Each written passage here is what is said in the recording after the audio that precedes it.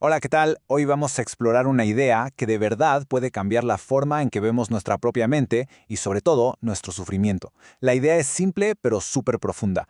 El yo no es algo que tenemos, sino algo que está ocurriendo todo el tiempo. A ver, vamos a plantear la pregunta clave desde el principio. ¿Qué pasaría si esa sensación de ser a alguien aquí adentro no fuera una entidad sólida, sino más bien un movimiento constante, un proceso que se repite una y otra vez, sin que nos demos cuenta? Esa es la pregunta que va a guiar todo este análisis. Bueno, para empezar a responder eso, arranquemos con algo que conocemos muy bien, esa sensación casi universal de que hay un alguien al volante de nuestra vida. Vamos a explorar de dónde sale esa identidad que casi nunca cuestionamos. Es una experiencia que casi todo el mundo comparte, ¿no? Sentimos que hay un centro, un sujeto que es el que piensa nuestros pensamientos, el que siente nuestras emociones y el que toma las decisiones. Un yo que parece que ha estado ahí desde siempre. Se siente tan real, tan sólido, que rara vez nos paramos a pensar si de verdad existe. Y aquí es donde la cosa se pone interesante. Porque resulta que, según esta perspectiva, esa creencia tan arraigada es precisamente la raíz de todo el sufrimiento psicológico. La idea de que hay un yo que necesita ser defendido, que necesita ser mejorado, justificado, esa idea es el motor de nuestra ansiedad, de nuestro enojo y de nuestra inseguridad. Ok, entonces, si no es una cosa fija, ¿de dónde viene esa sensación tan persistente? A ver, vamos a desmenuzar cómo se construye este movimiento, este proceso que llamamos yo. Esta es como la fórmula clave de todo el asunto. El yo no es una entidad, sino el punto donde se juntan tres procesos. Un pensamiento que aparece de la nada, la memoria que le da un contexto y un acto de identificación que es casi instantáneo. O sea, no es un sustantivo, es un verbo. Es una acción que se repite sin parar. Lo que realmente impresionante es la velocidad a la que pasa esto. Un pensamiento surge y ¡pum! Antes de que te des cuenta, ya te lo apropiaste.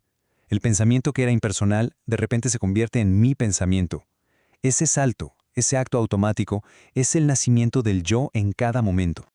Y claro, la pregunta es ¿por qué no lo notamos? Pues porque siempre ha sido así. Pasa en microsegundos, es constante y la verdad es que nadie nos enseñó a fijarnos en este mecanismo.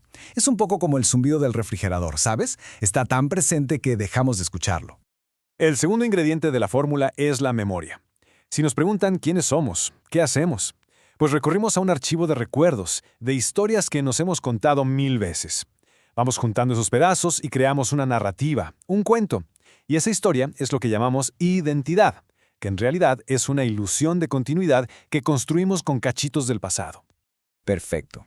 Ya vimos cómo se construye esta ilusión. Ahora vamos a conectar los puntos y ver cómo es que esto se traduce directamente en dolor emocional. Aquí es donde todo cobra un sentido súper práctico. Es que una vez que nos creemos que somos esa imagen, esa historia hecha de pensamientos y recuerdos, cualquier cosa que la amenace se siente como una amenaza de vida o muerte. Defender a ese personaje se vuelve tan importante como la supervivencia física. Y las consecuencias las vivimos todos los días. Por ejemplo, una crítica ya no es solo una opinión diferente, se siente como un ataque a quién soy. Un desacuerdo ya no es un simple intercambio de ideas, es una invalidación de mi postura. El dolor no viene de lo que pasó, sino de lo que eso significa para esa imagen tan frágil que estamos intentando proteger. Esta cita lo dice todo. Cada una de esas reacciones emocionales que nos secuestran, el enojo, la vergüenza, la culpa, es en el fondo la energía que estamos quemando para mantener de pie una estructura que es una ficción. Es un gasto de energía brutal. Bueno, entonces, ¿cuál es la salida? Si el problema es defender una ilusión, la solución no puede ser arreglarla o mejorarla, ¿cierto? Pasemos a la parte práctica. ¿Cómo podemos empezar a observar este proceso en acción? La mayoría de los métodos de autoayuda parten de una idea que aquí se considera equivocada, que hay un yo al que hay que corregir, amar o hasta destruir. Pero todos siguen asumiendo que eso está ahí. El cambio real, se propone, viene de un lugar distinto, de abandonar esa idea y simplemente observar el mecanismo tal y como funciona.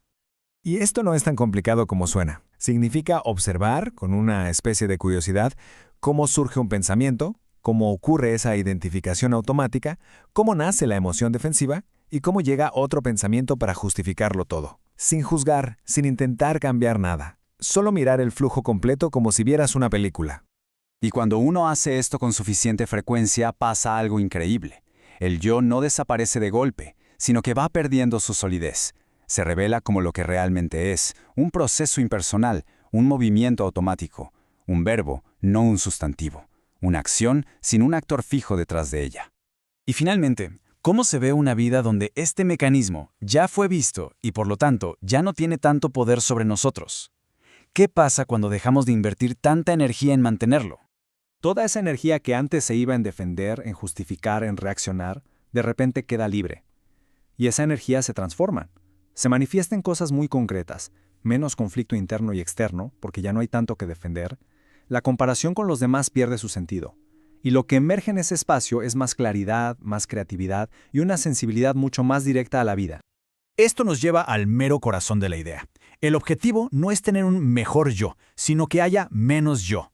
Al reducir la interferencia de este narrador interno, de este personaje, lo que queda es una experiencia más directa, más rica y más plena de la vida, tal cual es. Y nos vamos con esta pregunta para reflexionar. Si la mayor parte de nuestra experiencia está filtrada por este yo que comenta, juzga y protege todo el tiempo, ¿qué es lo que queda cuando ese filtro se vuelve más transparente? ¿Qué tipo de presencia, de claridad y de libertad emerge cuando la vida se vive sin un intérprete constante?